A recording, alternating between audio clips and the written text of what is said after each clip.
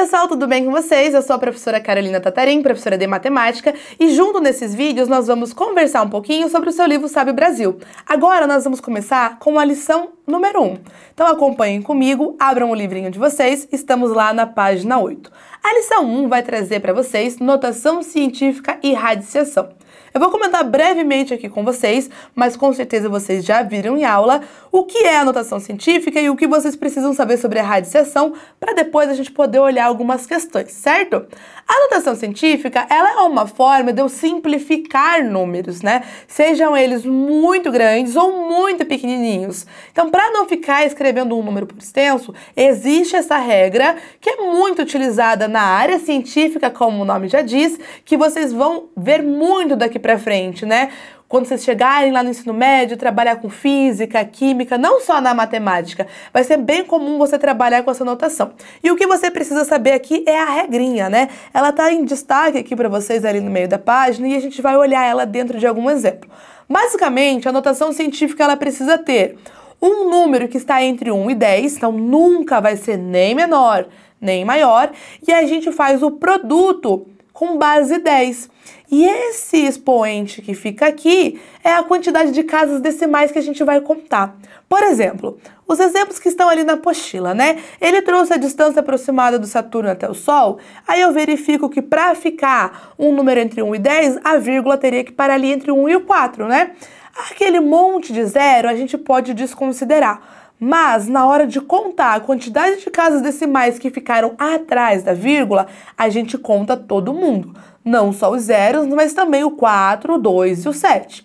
Com isso, a gente vê que tem 9 casas decimais. Por isso que ele fica vezes 10 elevado à nona potência.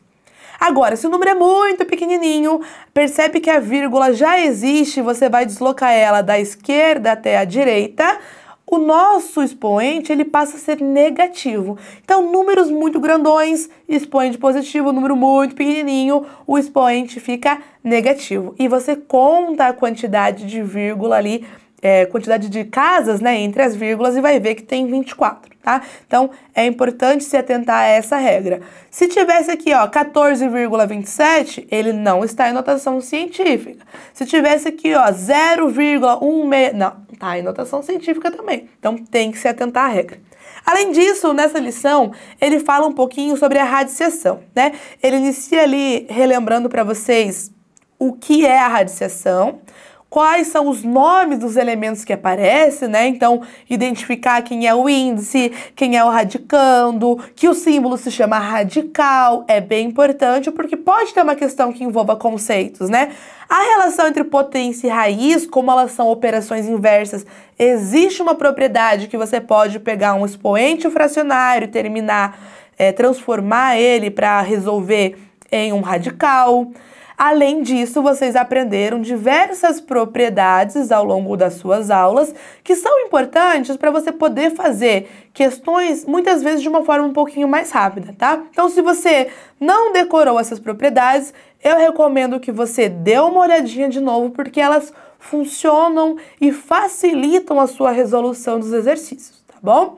Vamos avançar aqui um pouquinho, quero fazer com vocês algumas questões. Vamos lá para a página 10, começar com a questão 3. A figura do terreno a seguir apresenta as medidas das suas dimensões em forma de radicais. A alternativa que indica a medida da área desse terreno em centímetros quadrados é...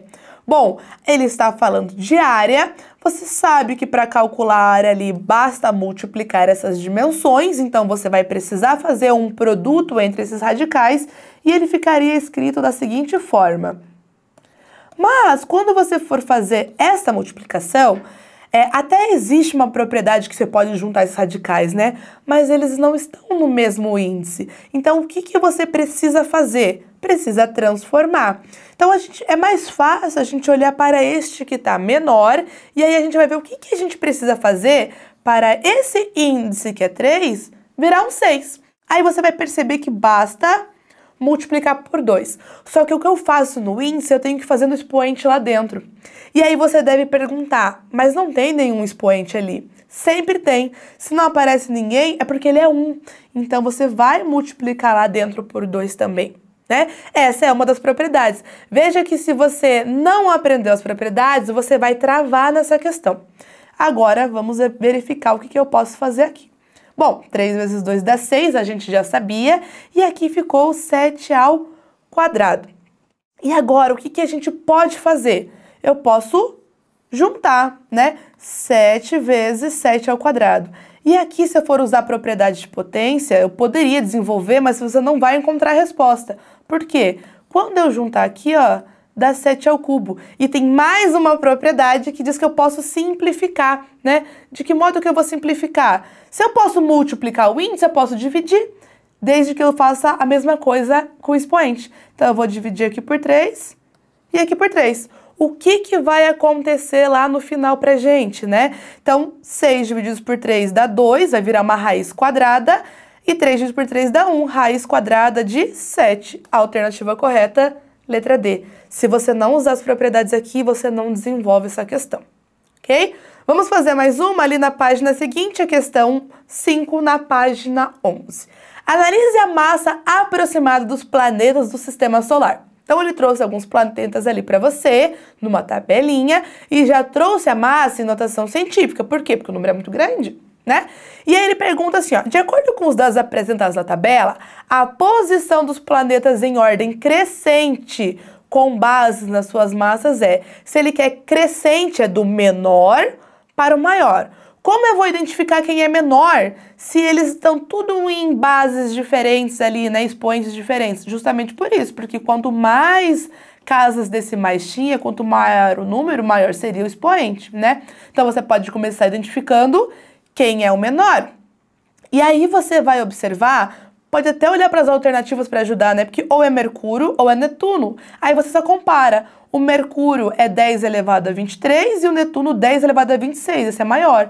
Mesmo que o número aqui na frente, da base 10, seja menor, né? Então, já te elimina essas duas alternativas. Começamos com Mercúrio. Marte ou Vênus? Você pode comparar também para não ter que olhar todos, né? Marte é 10 elevado a 23, enquanto Vênus 10 elevado a 24. Então, eu já sei que o próximo é Marte, ok? Aí você tem uma estratégia de resolver muito mais rápido, sem precisar ficar analisando um por um. Para confirmar, você poderia, né? Ó, a gente já usou Mercúrio, já usou Marte, aí você vai ter que verificar Vênus. Vênus é 24, já era o próximo ali, né? Porque o outro que tem 24 é 5,97, que é a Terra, que já vem logo na sequência.